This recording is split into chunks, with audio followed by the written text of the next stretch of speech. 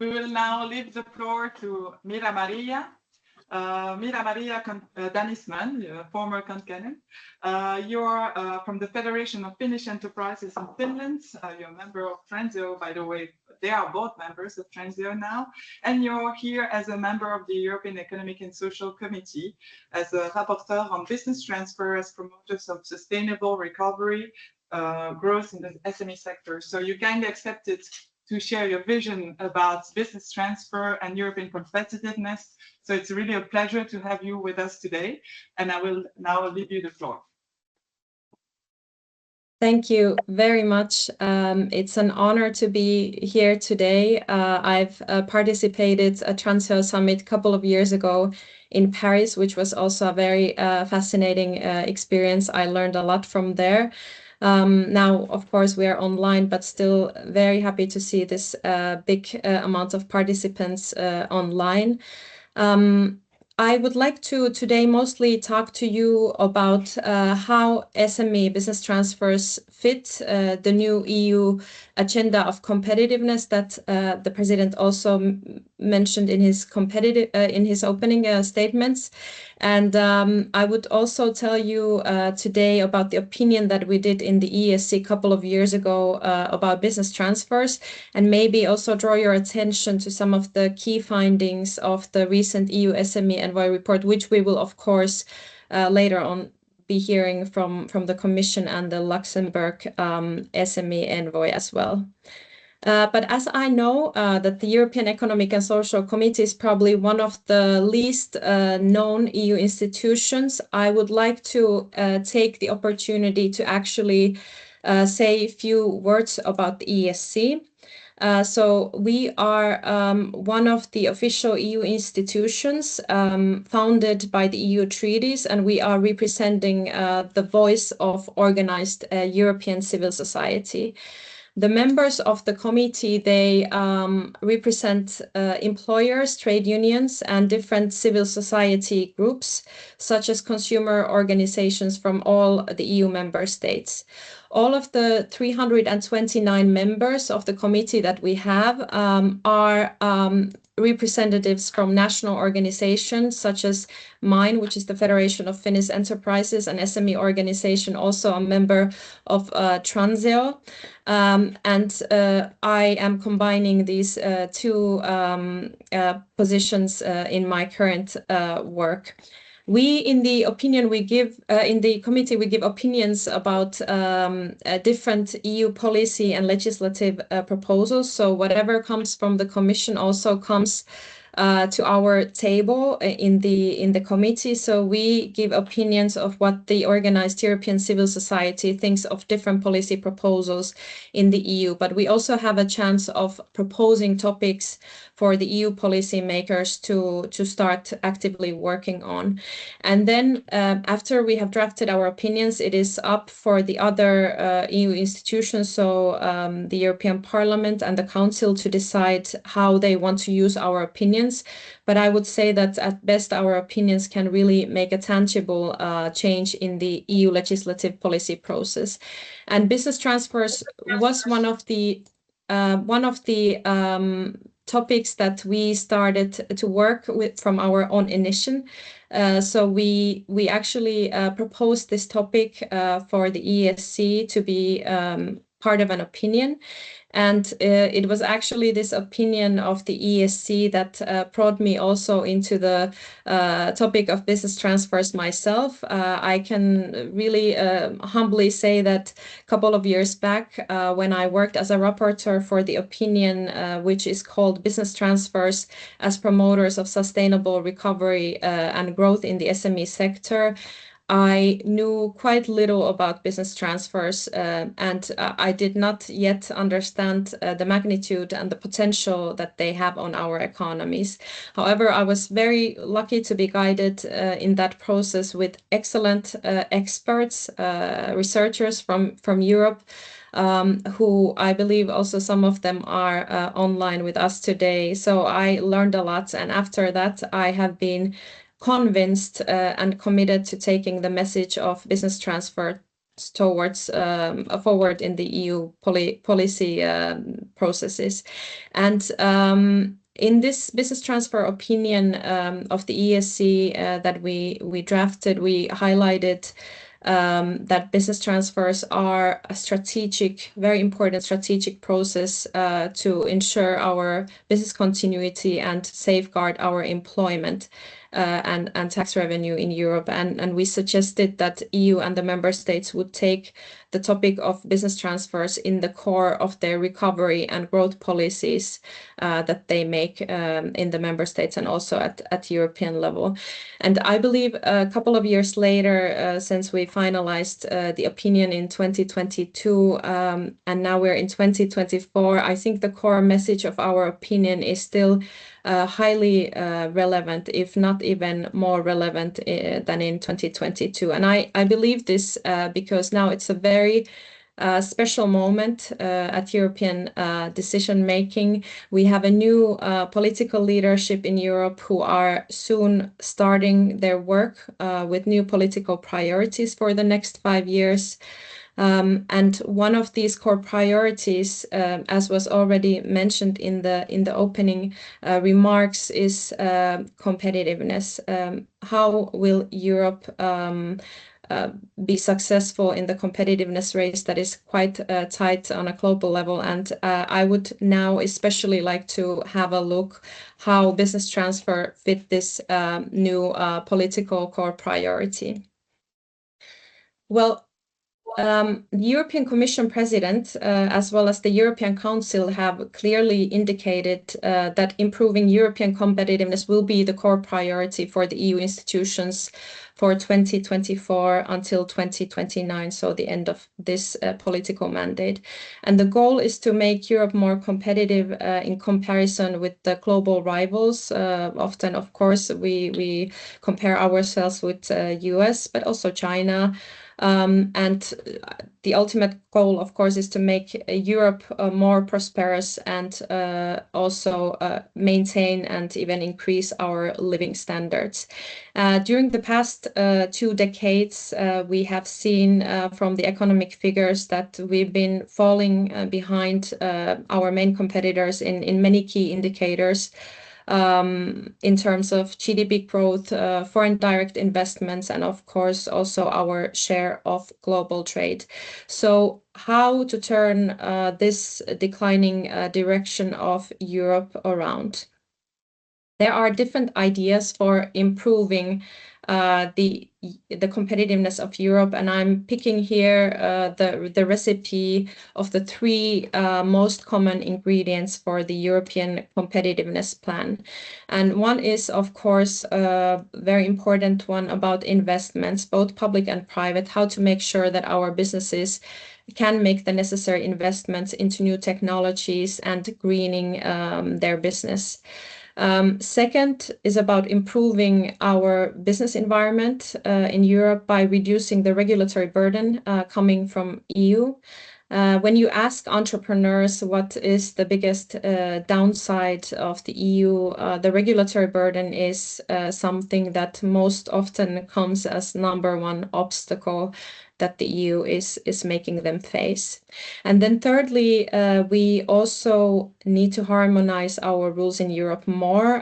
We need to make sure that we have a single market where it is actually easy to do business across country borders. And a big part of the harmonization challenge is also harmonizing our rules in terms of the capital markets so that we could actually have financing from Europe rather than having to go and look for it from across the Atlantic.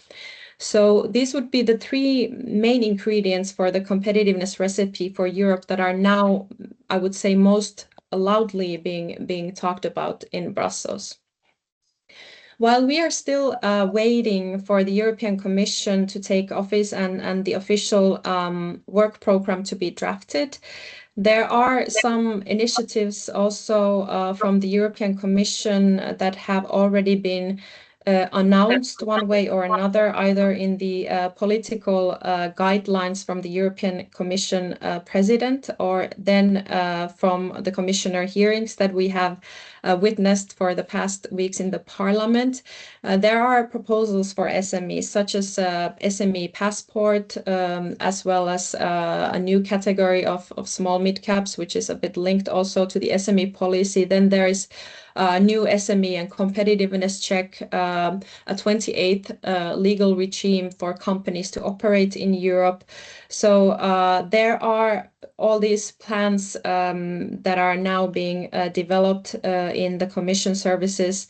However, we have not yet heard any specific plans on business transfer promotion, that it would be taken as a priority topic linked to the competitiveness. And in my opinion, business transfers should be an important part of the new EU competitiveness agenda. And while there is a need to work on our startups, also innovative scale-ups, but I believe we also need to find ways to make those SMEs who are still steps behind when it comes to digitalization, greening their business. We need to make these companies, these existing companies, more competitive. And I think this is where business transfers can really make a difference. And we need to start recognizing business transfers as a tool for growth and renewal of SMEs, and also, of course, as an attractive way of becoming a new entrepreneur. Now, I know that in the afternoon we will have an exclusive presentation of the very fresh assessment of the business transfer framework conditions from the member states that was done this year. I also had the chance to look at it ahead of its publication. So I'm not going to go too much into detail, but I think it's still quite interesting to pinpoint a couple of main findings from this report. First of all, I would like to start from the positive results. So the assessment, it indicates that facilitating business transfers is considered important in various member states. So the recognition of the importance of business transfers seem to be there, regardless of course, whether it actually translates into concrete action. That's another topic, but at least the recognition of the value of the business transfer work is there. Also, what we can read from the report is that different measures to facilitate business transfers exist in member states, including advisory and mentoring services, information dissemination. So this is also positive. There are services available, of course, at a differing level and quality, most likely as well. And then also, rather as a neutral notion than a positive or negative evaluation, I would also like to point out that business transfer ecosystem of member states are at different stages of development and readiness.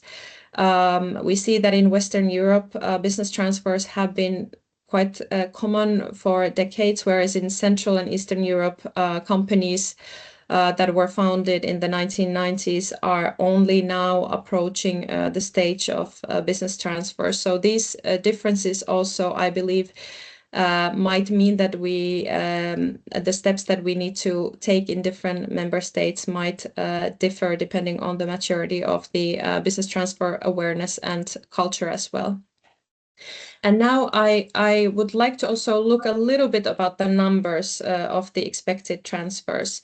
When we go to the largest economy in Europe, Germany, we have around 224,000 small business owners who plan to transfer ownership in 2023 and 2024. And this number is expected to rise to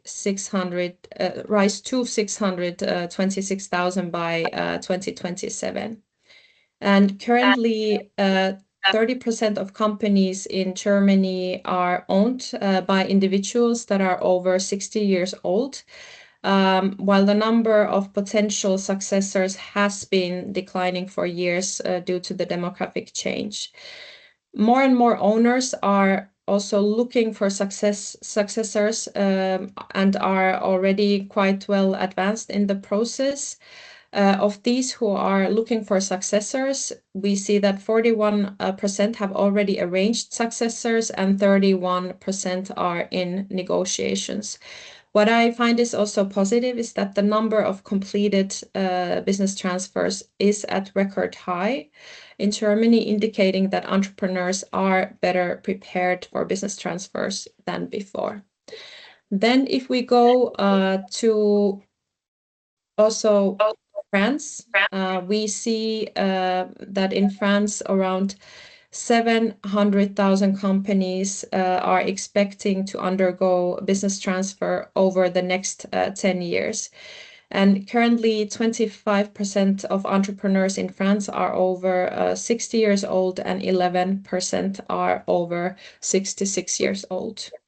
In Austria, in 2015, there were around 6,000 business transfers yearly, while in 2022 the number has grown. So now we're talking about 7,110 business transfers in 2022.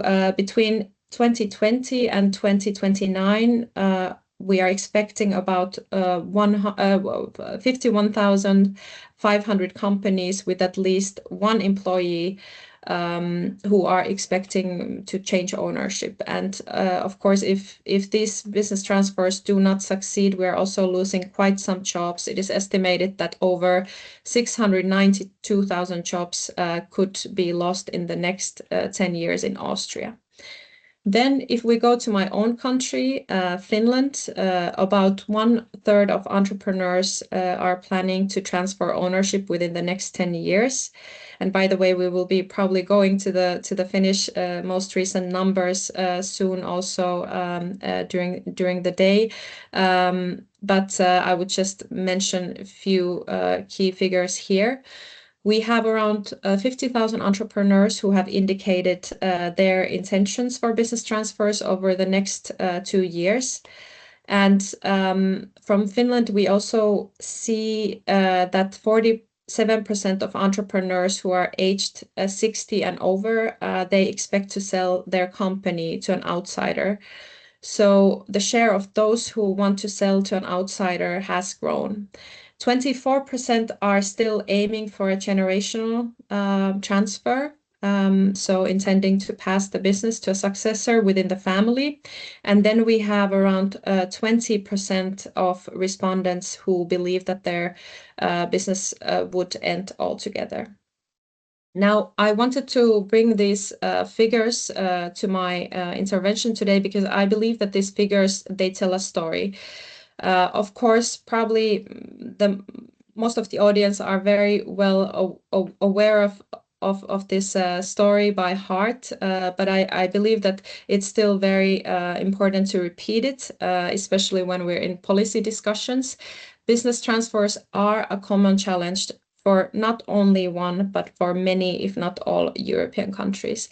But I feel that we too often talk about business transfers as a challenge that face European countries due to the aging of business owners, which of course is true.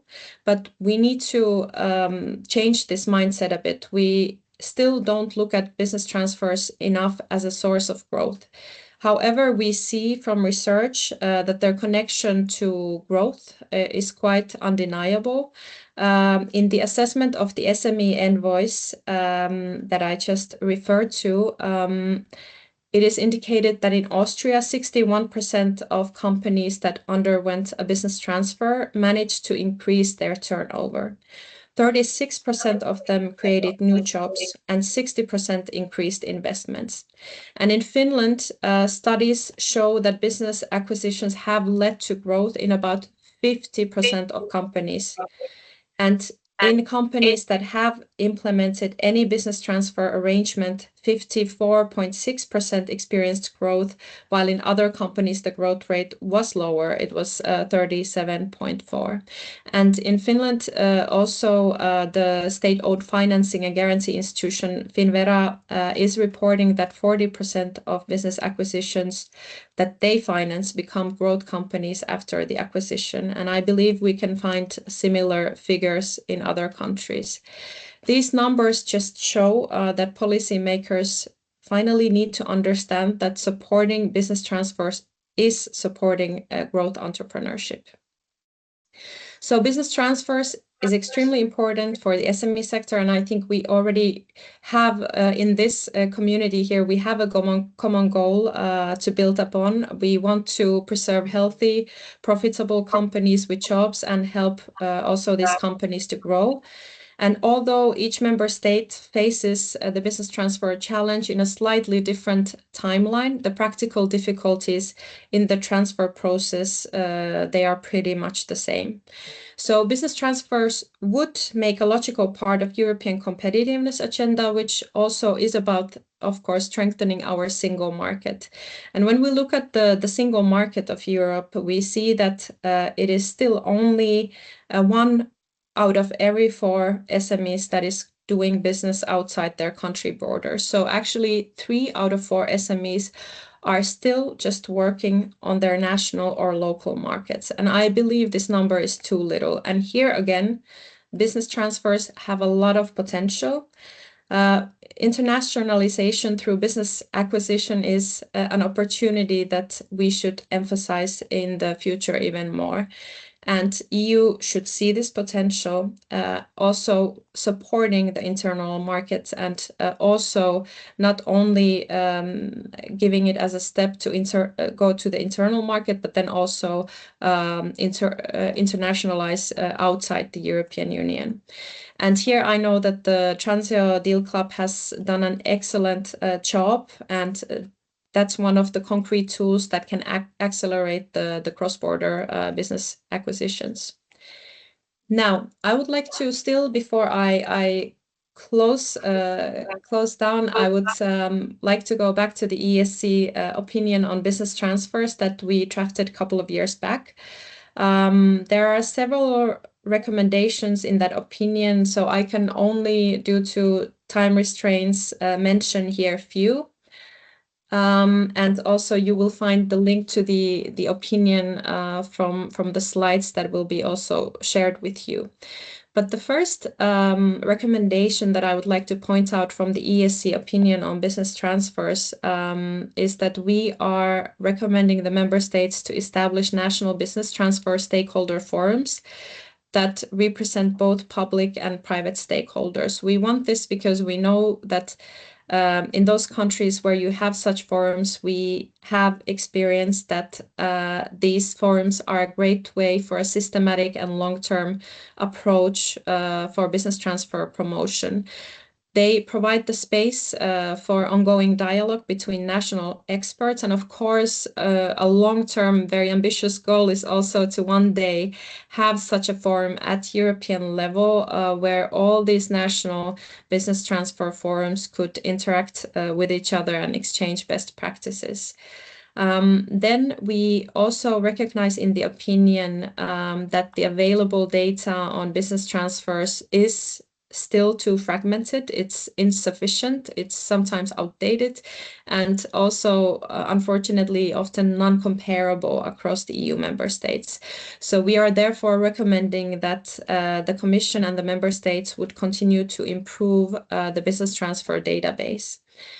And especially in this regard, it would be very useful if EU would produce up-to-date and reliable data on the completion of business acquisitions and generational transfers. Currently, EU member states produce this with their own statistics, but without further guidance from the Eurostat. For example, in Finland, we have experimental statistics on the number of share transactions and generational transfers, but these statistics are under threat of being discontinued because they are not indeed mandatory. So a systematic and permanent solution for the statistics on business transfers would be important so that we can strengthen the evidence-based policy making on this topic. There are also plenty of other recommendations in our opinion that I could talk much more about, but due to time constraints, I leave it for you to have a look at the opinion after you press the link that is in the presentation. Then I would still like to go a bit on the EU policy side. There is a Commission recommendation of business transfers that is dating back to 1994, so it's from 30 years ago. And of course, many of the issues raised in this recommendation, such as the need to support awareness raising and training to prepare for transfers, these are still very relevant recommendations, but there are also needs for updates. And I think especially the recommendation could be strengthened in relation to the financial environment and support to promote business transfers. At the same time, of course, I believe that updating the recommendation, even if we would still have largely the same foundations in the recommendation, it would still be important because it could bring the attention of business transfers to the highest political level in Europe. And I think this is very much what is needed at the moment. I would still like to say before I close down my intervention, I would like to thank, first of all, Transeo. I think it's very important that we have organizations like Transeo in EU. We need to connect private and public actors active in this field. And we also constantly need to still raise on awareness on the topic of business transfers. We need also research to support the decision makers, and we also need, of course, a lot more cooperation between all these different stakeholders that are active in this field, because only this way can SMEs get the attention and help they need to successfully complete their business transfers. So thanks to the entire Transeo team, I think you're doing an excellent job in promoting business transfers throughout Europe. And I think your work is actually a testament to the cooperation between different countries and actors. So you are actually the business transfer platform that we are looking for.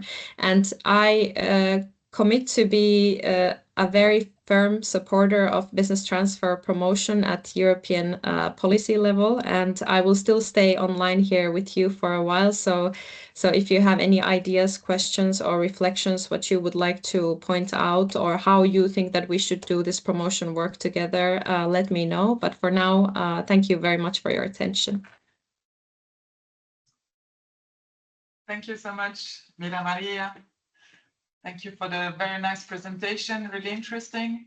I think we have now 10 minutes for questions, and I see a few hands raising. So maybe the first one I see is Juha from Finland. Juha. Thank you, Mari. Thank you, Mira-Maria. I would like to, let's say, share my feelings and share your ideas, thinking about, let's say, 3 areas.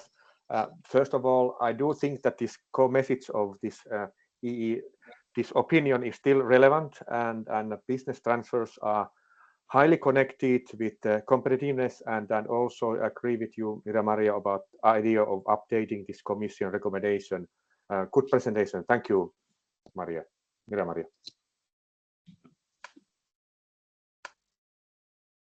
Are there other questions or comments?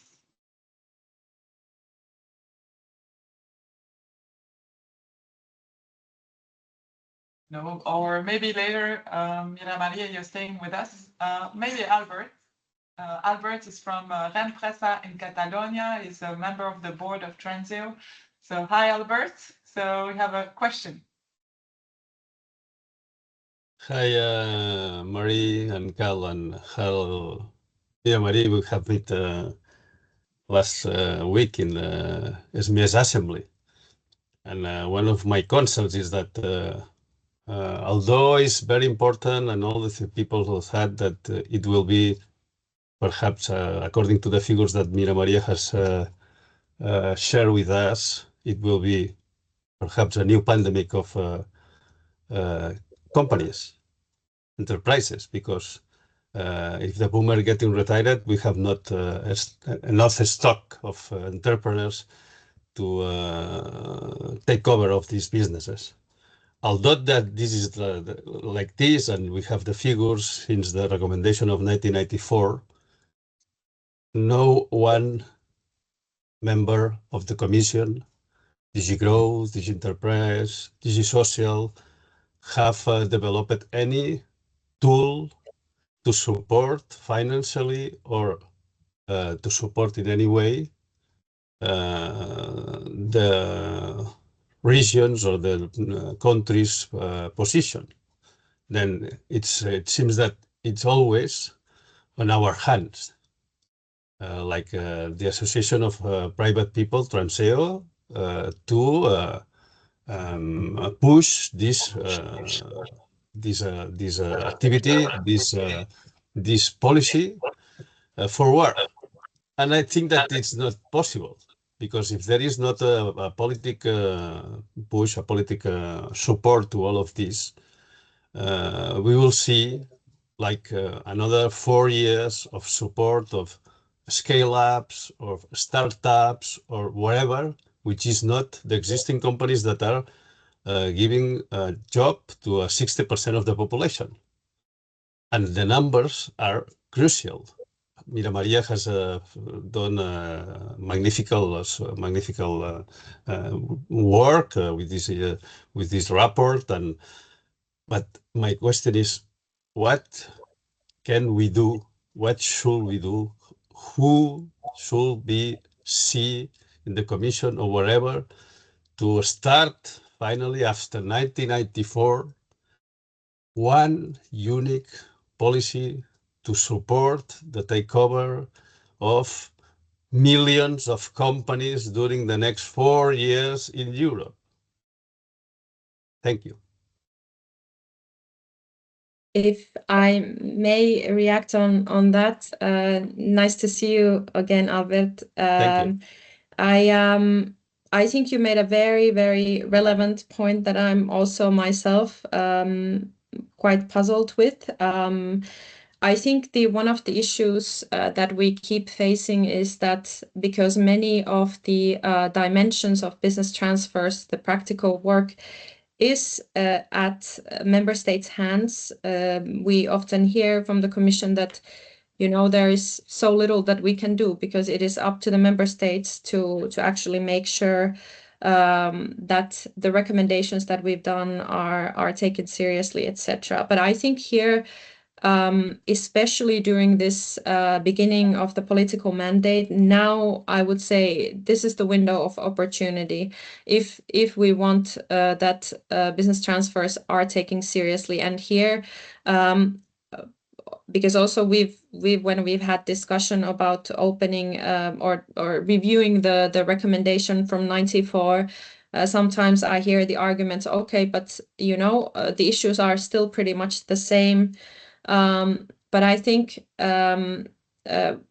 that's not a valid argument not to do anything, because I think also the fact if we open the recommendation, it is actually a tool to get this topic in the highest political discussions at European level.